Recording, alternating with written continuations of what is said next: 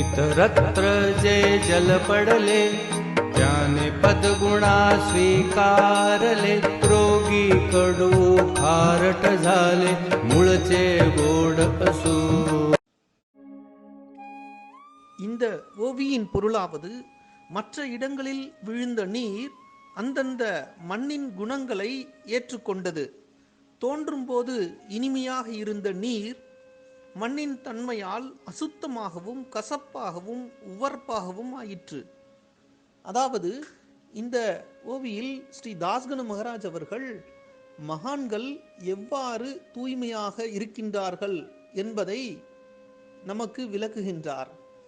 கோதாவரி படுகை தவிர்த்து ஏனைய இடங்களில் விழுந்த மழை நீர் அந்தந்த மண்ணின் குணதோஷங்களை பெற்று அசுத்தமாகவும் கசப்பாகவும் உவர்ப்பாகவும் ஆகிவிடுவது போல மனித உடல் ஏற்கும் ஆன்மா அவ்வுடலின் காம, குரோத, லோபம், மோகம், மதம், மாத்சரியம் எனும் 6 அழுக்குகள் காரணமாக விகாரப்பட்டு போகின்றது.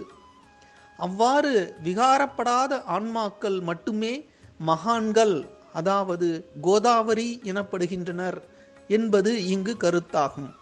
ஜெய் சாய்ராம்.